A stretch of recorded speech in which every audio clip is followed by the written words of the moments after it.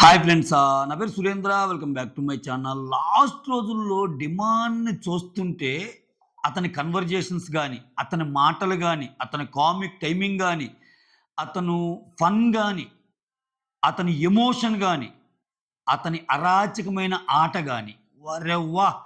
ఏంది సామి ఇది? అసలు ఎక్కడికెళ్ళింది ఇదంతా ఫస్ట్ వీక్స్‌లో? ఇంకసలు పోటీ అనేది ఉండేదా డిమాండ్ పవన్‌కి? కొంచెం ఇలా అందరితో ఉండి ఇట్లా ఆటలు? ఏ ఆట పెట్టినా దోసుకెళ్తున్నాడు. ఇదే డిమాండ్ పవన్, ఇదే బలం, ఇదే. కానీ ఫస్ట్‌లో బలం ఉండి కూడా కొన్నిట్లో ఓడిపోయాడు. టాస్క్ పెడితే ఇంకసలు ఎనక ముందు ఏమిలా. ఇటు రామ్మ మెరుపు తీగనే లోపు పరక్కన దూరిపోతున్నాడు దాంట్లోకి. ఏందిరా స్వామి ఇది? సో, సెకండ్ అండ్ థర్డ్ ప్రోమోల్లో 2 ప్రోమోలు హైలైట్ నాకు డిమాండే అనిపించాడు. ఎందుకో విత్ రీజన్ చెప్తాను. సో, వీడియోస్ గాని నచ్చుతుంటే లైక్ చేయండి. కొత్తగా ఎవరైనా చూస్తుంటే ప్లీజ్ డూ సబ్స్క్రైబ్. యెస్. ఇక్కడ బిగ్ బాస్ జర్నీ అంటే మీ దృష్టిలో మీ హృదయం నుంచి వచ్చే మాటల ద్వారా చెప్పండి. బిగ్ బాస్ జర్నీని డిఫైన్ చేయండి అంటాడు. హృదయం నుంచి వచ్చే మాటలను బట్టి చెప్పండి అంటాడు. ఒక్కొక్కరు ఏం చెప్పారన్నది సెకండ్ ప్రోమో. థర్డ్ ప్రోమో నచ్చరు గేమ్ అనమాట. ఇక్కడ ఇమ్మాన్యుల్ ఏమంటా అంటే, నేను కామెడీతో వచ్చాను. నాకు కామెడీయే బలము. అటువంటిది ఒక్క వీక్‌తో హరీష్‌తో గొడవయింది. అది కూడా కామెడీకి రిలేటెడ్. అంటే నువ్వు కామెడీ చేయకు అది ఇది అంటాడు కదా! అట్లా గొడవయ్యేసరికి ఇన్నాళ్ళు నేను కట్టుకున్న కోట కూలిపోతుందా? ఏం జరుగుతుందని బాగా ఫీల్ అయ్యాను. ఆ టైంలో మా మమ్మ నాకు కొంచెము ధైర్యంనిచ్చింది. నాకు బాగా సపోర్ట్‌నిచ్చింది. సో, ఒక్కోసారైతే నైట్ బాగా ఆహ్, నిద్ర గూడా పట్టేది గాదు అన్నట్టు ఆ ఇన్సిడెంట్స్ అన్నీ షేర్ చేసుకుంటాను. ఓకే. తర్వాత సంజన, నన్ను ఎవరైనా 1 ఆర్ 2 వీక్స్ భరిస్తారా? అంటే తనకు తనే కౌంటర్ చేసుకుంటా వచ్చిందంట. 1 ఆర్ 2 వీక్స్ భరిస్తారా అనుకున్నాను. సో, ఇది నాకు రియల్ లైఫ్ అన్నట్టు చెప్పింది. సో, నిజంగా గాని తను వచ్చెనకి తర్వాత చూస్తే ఆ ట్రాన్స్‌ఫర్మేషన్ అనేది బీభత్సమబ్బా సంజన గారిలో. వచ్చినప్పుడు ఎంత రూడ్‌గా అనిపిచ్చేదంటే, ఒక బాసిజం చూపిచ్చేది. నా నా లగేజ్ దా, అద్దా, ఇద్దా, నా డ్రెస్సులు దా. అదొక రకమైన భయాన్ని క్రియేట్ అయ్యేది. సో, ఎలా తయారైందంటే చివరికి బిగ్ బాస్ ఆమెతో ఆడిన ఆటల్లో ఎంత సహనం ఆమన్నది కరెక్ట్. 100% సహనం కాస్త 300% సహనం అయిందంటది కదా! అది నిజం. ఏ రేంజ్‌కంటే ఆమె భయపెట్టే రేంజ్ నుంచి ఆమె భయపడే రేంజ్‌కి. ఎవ్వరొచ్చి ఆమె మాటన్నా తీసుకునే రేంజ్‌కి. ఎవరు ఏ మాటన్నా బాధపడి తనలో తను అణుచుకొని వచ్చే రేంజ్‌కి ఆమె ట్రాన్స్‌ఫర్మేషన్ ఏదైతే ఉందో వేరే లెవెల్. ఓకే. అందుకే ఆమె చెప్పింది నన్ను నేను ఎవరైనా భరిస్తారా అనుకునే దాని నుంచి కొంచెం మారాను అనేది కరెక్ట్. రియల్ లైఫ్ వచ్చింది అని. తర్వాత ఇది నాకు రియల్ లైఫ్ అని. తర్వాత డిమాండ్ ఏమంటా అంటే సో, అతను భలే టచింగ్ వర్డ్స్ అబ్బా! డిమాండ్ మాటలో నిజాయితీ ఉంటది తెలుసా? నిన్న గూడా డిమాండ్ 50,00,000 అంటే 25,00,000 పంచుకుంటాం సార్ ఎంతైనా మేమిద్దరం కామనర్స్ కాదన్న మాట ఎక్స్‌ట్రార్డినరీ మాటబ్బా! ఈరోజు ఏమంటాడు అంటే ఎక్కడే గాని డ్రామా ఉండదు డిమాండ్ మాటల్లో. నాకది నచ్చేది. నేను చాలా సార్లు చెప్పా. డిమాండ్ కన్వర్జేషన్స్ చాలా లైవ్లీగా ఉంటాయి. డిమాండ్ కన్వర్జేషన్స్ తెచ్చి పెట్టుకున్నట్టు ఉండవు. పక్కింటోడు మాట్లాడుకున్నట్టు ఉంటాయి. అది ఫన్ అయినా, జోక్ అయినా ఏదైనా తీసుకునే వాళ్ళని బట్టి ఉంటది. అలా అని చెప్పి ఆయన కూడా తీసుకుంటాడు. ఆయన ఏస్తాడు. ఇక్కడేమన్నాడు, "ఇక్కడికొచ్చే ముందు నేను ఇంకా మా అమ్మా, నాన్న మీదే మా అమ్మా, నాన్నకి ఏం చేయలేకపోతున్నాను. మా అన్న మీద డిపెండ్ అవుతున్నాను. ప్రాబబ్లీ అతను బీటెక్ అయిపోయాక ఇంకా ఇటు సైడ్ ఎంటర్‌టైన్‌మెంట్ ఫీల్డ్‌లోకి వద్దాం అనుకున్నాడేమో. అతని వల్ల ఇన్‌కమ్ సోర్స్ అనేది లేనట్టుంది. సో, చాలా బాధపడుతున్నాను. నేనేమి హెల్ప్ చేయలేకపోతున్నానే అని చాలా సార్లు ఏడ్చాను" అన్న మాట మీకు అంటే ఇది ఒక్క డిమాండ్ గాదు. మీరు చూస్తే డిమాండ్‌లో ప్రతి మిడిల్ క్లాస్ పర్సన్ కనిపిస్తాడు. ఇది ఏదో ఒక పేజ్‌లో మనమందరం ఎదుర్కొనేదే. సో, ఒక లైఫొచ్చాక మనకి జాబ్ రావటం లేట్ అయినా, జాబ్‌లో ఏదైనా ఇబ్బందులొచ్చినా, నా వల్ల ఫ్యామిలీకి ఏం చేయలేకపోతున్నా అన్నా గాని, ఆ యంగేజ్‌లో చాలామంది అంటే డిమాండ్ తనలో చాలామంది చూసుకుంటారు. ఎక్కడ డ్రామా లేదు ఫస్ట్ ఆఫ్ ఆల్. నిజంగా ఎప్పుడు చిల్‌గా ఉండే డిమాండ్ అలా మాట్లాడితే ఆటోమేటిక్‌గా ఎమోషన్ అయిపోతారబ్బా జనాలు. అసలు సెకండ్ ప్రోమోలో డిమాండ్ అన్న మాటలకి వేరే లెవెల్ అంతే. సో, అంటే చాలా నేచురల్‌గా తనకున్న బాధలు చెప్తున్నాడు అంతే. సో, డబ్బులేం గావాలి అన్నా గాని ఇంకెక్కడ ఇప్పుడు ఒకటబ్బా నేనేం నమ్ముతానంటే, నీకు ఎనఫ్ మనీ లేనప్పుడు ఫస్ట్ నీ ఫ్యామిలీ కోసమే ఉండాలి. ఇప్పుడు నీ ఫ్యామిలీ బాగుంటే నువ్వు బాగుంటావు. నువ్వు బాగుంటే నీ ఫ్యామిలీ బాగుంటది. నీ ఫ్యామిలీ తర్వాత డబ్బు ఎక్కువైతే ఊరికి సహాయం చెయి. దాని తర్వాత డబ్బు ఎక్కువైతే జిల్లాకి సహాయం చెయి. తర్వాత రాష్ట్రం, తర్వాత దేశం. ఒక హైరార్కీ ఉంటది దేనికైనా. First preference ఫ్యామిలీయేగా. సో, నిన్న గూడా ఆయన మా ఫాదర్‌కి బాగాలేనప్పుడు నేను దానికి వాడతాను. సో, ఒక ఇల్లు కట్టిస్తాను. ఆ తర్వాత గదా! ఆ తర్వాత డబ్బులు మిగిలితే గదా! నువ్వు దేశ సేవ, సమాజ సేవ, సంఘ సేవ. మనకేం లేకపోతే నువ్వు సేవ చేయటం 100% రైటే. సేవ చేయటం తప్పని ఎవడనడు. ఎప్పుడు చేయాలా? మనకి ఫస్ట్ ఆఫ్ ఆల్ మనకి బాగా ఉండి, మనం ఒక కంఫర్టబుల్ పొజిషన్‌లో ఉన్నాక జేయాలి. ఇప్పుడు నీకు ఒక 50,00,000 వస్తే నా అంతటోళ్ళు లేడని చెప్పి టక బంచేసావు సేవ.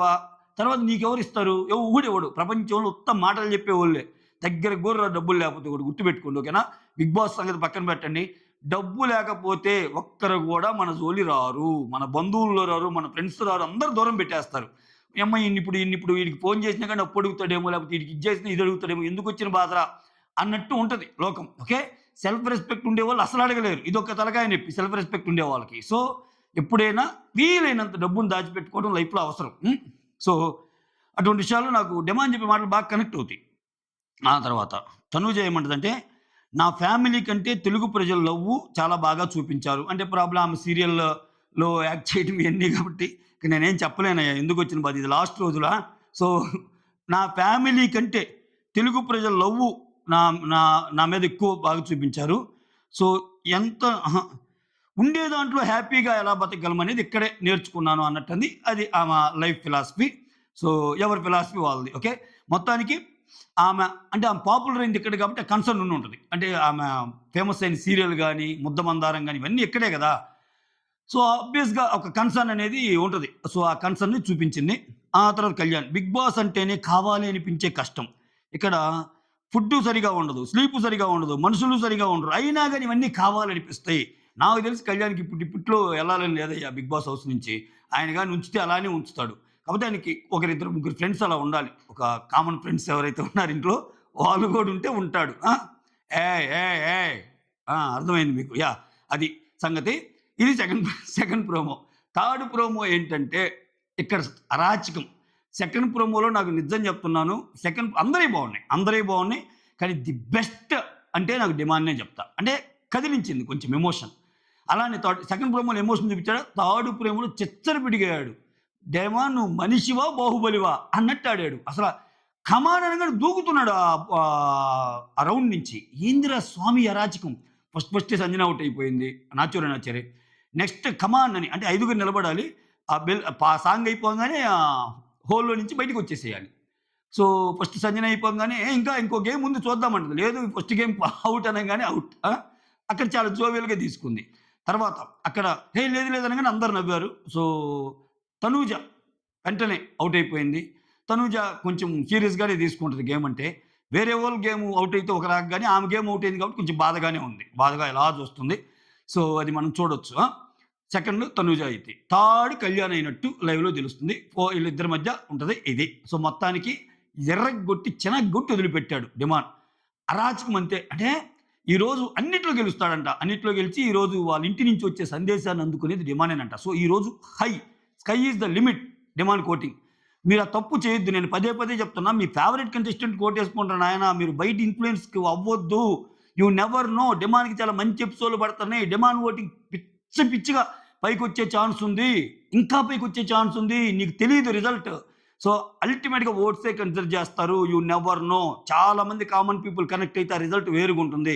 రిజల్ట్ వేరుగా లేకపోయినా ఆయన విన్నర్ కాకపోయినా, రన్నర్ కాకపోయినా ఆయనకు ఒక మంచి ఓటింగ్ వచ్చి మంచి దాంట్లో పెడితే సంతోషమేగా. అంటే ఎక్కువ మంది కనెక్ట్ అయ్యి నువ్వు కనెక్ట్ అయింది ఒకరికైతే నువ్వెవరినో ఓడించాలని ఇంకొకరికి ఓటేయటం ఈ క్రాస్ ఓటింగ్ వద్దు. ఈ పాలిటిక్స్ కాదు. ఓకే. ఈ ఎలక్ట్ అయిన వాళ్ళ వల్ల మనకి ఏదో మంచి జరిగిద్ది అది ఇది అని అంటానికి. ఇక్కడ ఎవరొచ్చినా నీకేం గాదు. ఇప్పుడు నీకెవరు శత్రువులు గాదు. నీకెవరు మిత్రులు గాదు. అటువంటప్పుడు ఏం చేయాలి నువ్వు? నువ్వు కనెక్ట్ అయ్యే ఒక పర్సన్‌కి ఓటేసుకో. దాని ద్వారా నువ్వు ఓటమిచ్చినోడు అవుతావు. అతనికి ఏమో అతని పొజిషన్ మామూలుగా ఫిఫ్త్ అయితే ఫోర్త్‌కి రావచ్చు. ఫోర్త్ అయితే థర్డ్‌కి రావచ్చు. అందరు డిమాండ్ థర్డ్ అనుకుంటుంటే సెకండ్ రావచ్చేమో. ఇయన్నీ మనం ఏది గెస్ చేయలేం.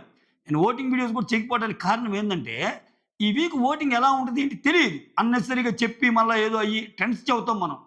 లాస్ట్ వీక్ ఓటింగ్ ఏందంటే ట్రెండ్స్‌కి మించి జరుగుద్ది. అంటే ఎక్కడెక్కడో గోలల్లో, ఇళ్లల్లో దాక్కున్నోళ్ళందరూ వచ్చి క్యాంపెయినింగ్ స్టార్ట్ చేస్తారు.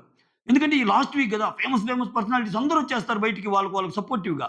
ఎప్పుడు ఎవరికి ఎక్కడ కనెక్ట్ అయ్యి ఓట్లు పడితాయో తెలీదు. ఇక్కడ మనకి రెగ్యులర్‌గా ఉండే బిగ్ బాస్ లవర్సే ఏస్తారు. అక్కడ ఇప్పుడు ఇంద్రజ గారొచ్చి ఇమ్మాన్యుల్ నచ్చారు ఓట్లేయని అంటది.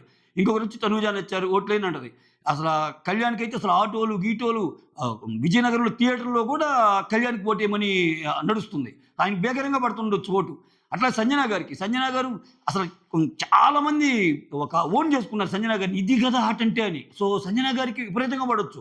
ధీమాన్‌కి విపరీతంగా పడొచ్చు. అందుకనే మీకు నచ్చినోళ్ళకేసుకోండి. పోయేదేముంది? ఇప్పుడు నీకు నచ్చినోళ్ళు ముందుకెళ్ళాలని చూస్తావా?